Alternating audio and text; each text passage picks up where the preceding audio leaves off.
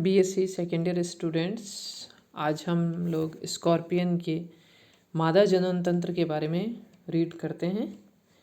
ठीक है। स्कॉर्पियन का जो फीमेल रिप्रोडक्टिव सिस्टम होता है वो अलग अलग संरचनाओं से मिलकर बना हुआ होता है। ठीक है, तो उसमें सबसे पहले जो संरचना है वो होती है ओवरीज, अंडाशय। ठीक है, सेकंड है फॉलिकल्स, पुटिकाएँ। थर्ड ओविडक्ट या अंडवाहिनियाँ। फोर्थ जेनाइटल चेम्बर, जनन प्रकोष्ठ। ठीक है, ये चार इसके इम्पोर्टेंट पार्ट होते हैं इसके मादा जनन तंत्र फीमेल रिप्रोडक्टिव सिस्टम के। ठीक है, तो सबसे पहले जो है मादा जनन तंत्र। ठीक है, तो इसके सबसे पहले मादा जनन तंत्र के अंदर है अंडाशय या ओवरीज। ठीक है, ओवरीज जो होती है मादा बिच्छू के अंदर केवल एक ही ओवरीज अंडाशय पाया जाता है। ठीक है, और ये कहाँ पर स्थित होता है? जो इसका प्री एब्डोमिनल पार्ट है उसमें ये स्थित होता है, और जहाँ पर मेल के अंदर टेस्टिस पाए जाते हैं उसी तरह उसी सेगमेंट में इसमें ओवरीज पाई जाती हैं। और ये जो ओवरीज होती हैं इसकी वो 3 लंबी नलिकाओं से बनी हुई होती है। ठीक है, तो the ovaries are single which extended from the third segment of the to the 6th segment, मतलब थर्ड सेगमेंट से लेके 6th सेगमेंट तक ये होती हैं, और जो प्री एब्डोमेन होता है वहाँ पर स्थित होती है, और जो हिपेटोपेनक्रियाज होती है उसमें धंसी रहती है। It consist of 3 longitudinal hollow tubes. इसमें 3 होलो लॉन्गिट्यूडिनल ट्यूब्स, मतलब अनुप्रस्थ, जिसको बोलेंगे अनुप्रस्थ संयोजनियाँ पाई जाती हैं। इसमें होलो नलिकाएं हैं जिनको ओवरियोल्स या अंडाशय कहते हैं।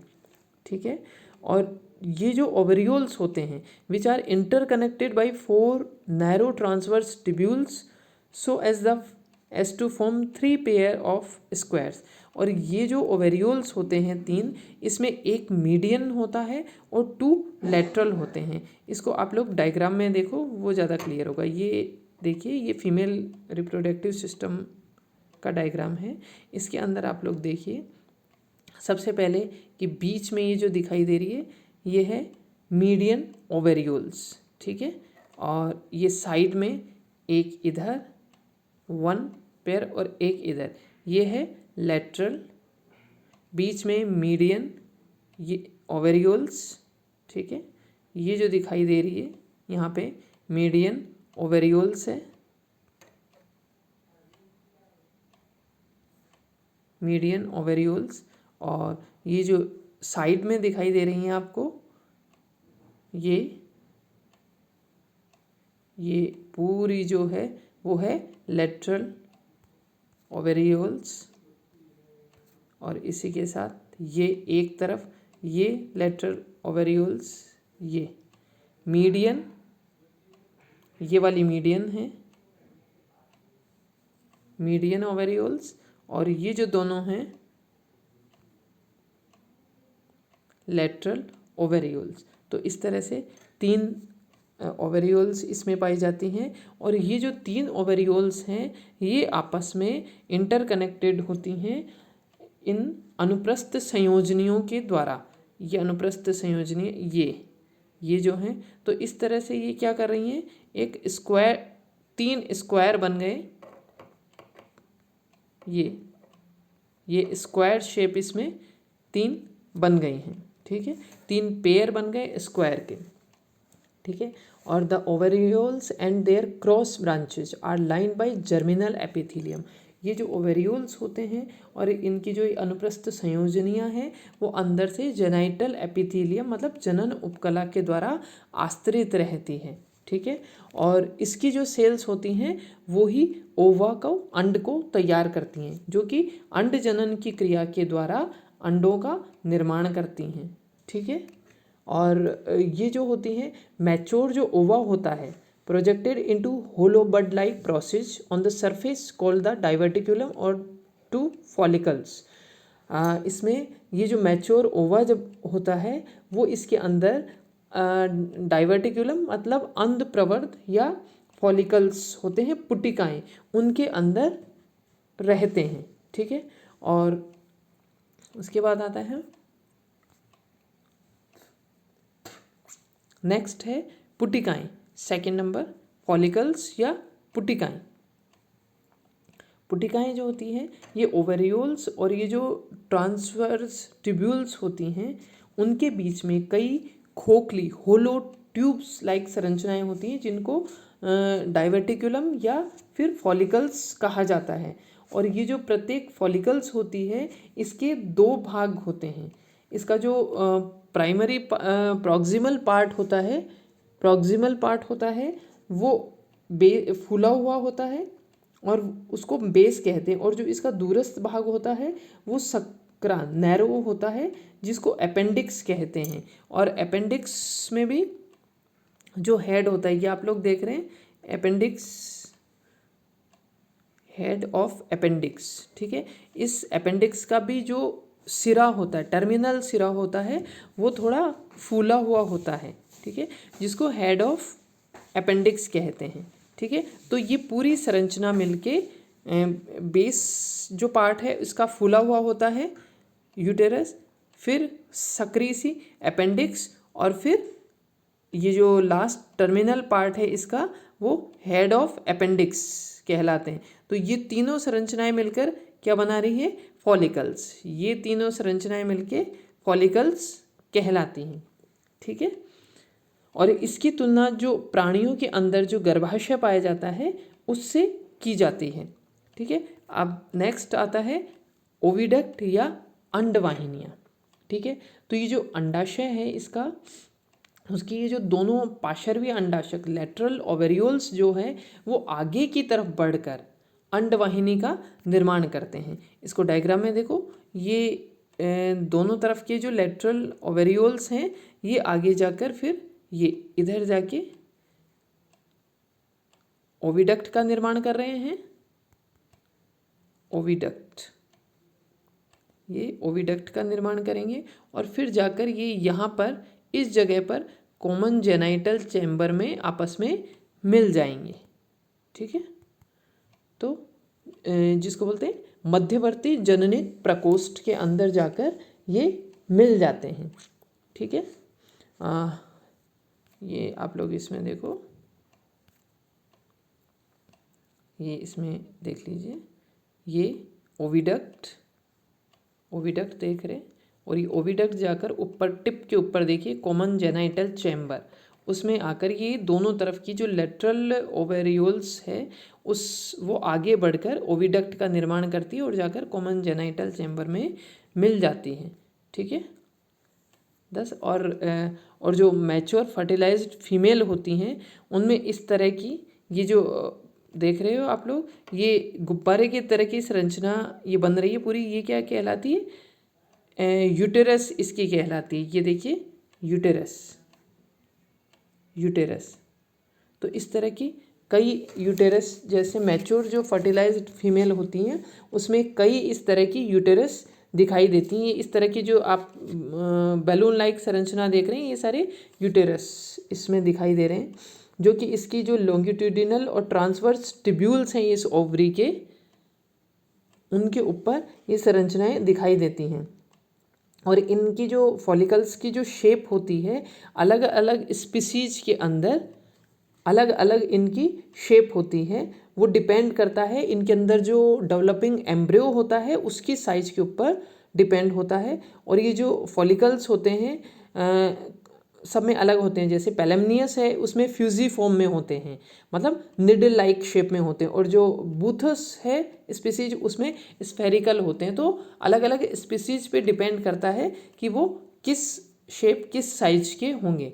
ठीक है, नेक्स्ट आता है जेनाइटल चैम्बर, जननिक प्रकोष्ठ। ठीक है, तो ये जो जननिक प्रकोष्ठ होता है ये इसका जो मीजोसोमा या मध्य भाग है उसके प्रथम खंड में ये जेनाइटल चैम्बर उपस्थित होता है। ठीक है, डायग्राम में आप लोगों ने देखा ही था। ये genital chamber, common genital chamber कहाँ, मीजोसोमा के फर्स्ट सेगमेंट में होता है, और ये जो मादा जनन छिद्र है उसके द्वारा ये बाहर की तरफ खुलता है। ठीक है, the common genital chamber opens to the outside by the female genital aperture और situated beneath the bilobed operculum. जो बाइलोब्ड ओपरिक्यूलम होता है उसके नीचे स्थित होता है स्टर्नम पर of the first pre abdominal segment. ठीक है, तो ये स्टर्नम अधर सतह जो होती है स्टर्नम की वहाँ पर खुलता है मध्य भाग के अंदर, और ये छिद्र जननिक प्रच्छद के नीचे स्थित होता है। नेक्स्ट इसके आता है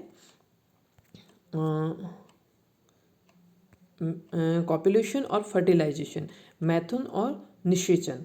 तो बिच्छू जो होते हैं उनके अंदर सामान्यतः वर्षा ऋतु के अंदर ये लोग प्रजनन करते हैं, और इनके अंदर जो फर्टिलाइजेशन होता है वो इंटरनल होता है, आंतरिक होता है।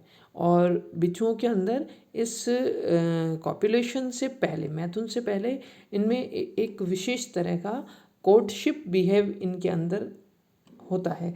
और जो साइंटिस्ट थे फ्रेबे ने इसके ऊपर विस्तार पूर्वक इसको एक्सप्लेन, इस पे काफ़ी रिसर्च किया और उसको एक्सप्लेन किया उन्होंने। इसमें सबसे पहले क्या होता है, ये जो मेल और फीमेल स्कॉर्पियन होते हैं वो एक दूसरे के समीप आते हैं, और समीप आने के बाद में इसमें क्या होता है, ये दोनों के मुख एक दूसरे के सामने होते हैं। ये आप देखिए, ये डायग्राम है कॉपुलेशन का। ठीक है, इसमें क्या होता है, इनके अंदर डांस ये लोग करते हैं, मेटिंग डांस जो कहलाता है। ठीक है, और ये इसको 30 to 90 मिनट तक, 30 से लेके 90 मिनट तक ये इसको कंटिन्यूस चालू रखते हैं।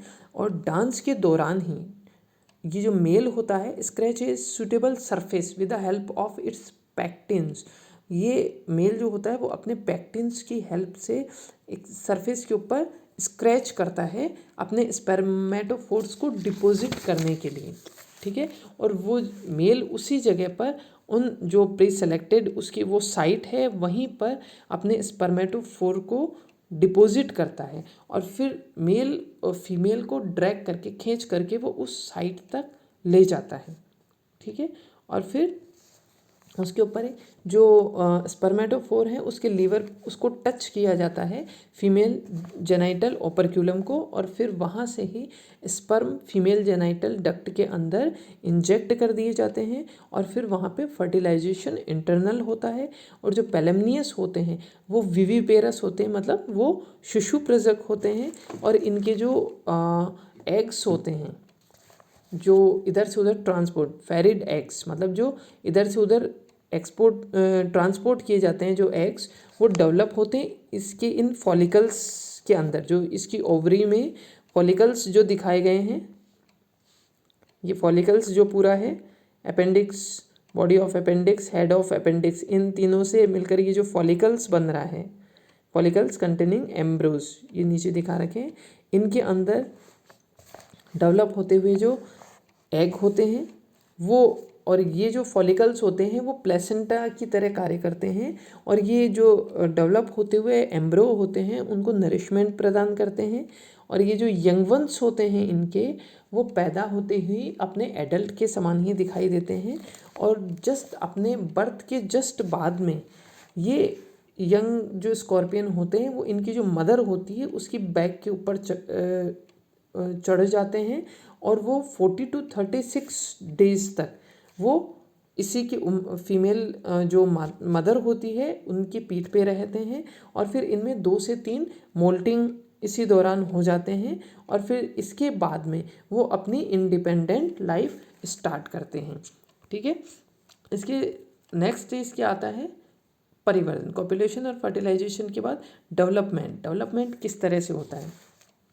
बिच्छू के जो अंडे होते हैं वो गोल और अंडाकार होते हैं, और ये पॉलीलेसिथल मतलब बहुपीत की होते हैं, और ये जो इसके अंडे होते हैं वो इसके फॉलिकल्स में रहते हैं, ये मैंने अभी बताया आपको, और इन फॉलिकल्स में ही इनका फर्टिलाइजेशन होता है।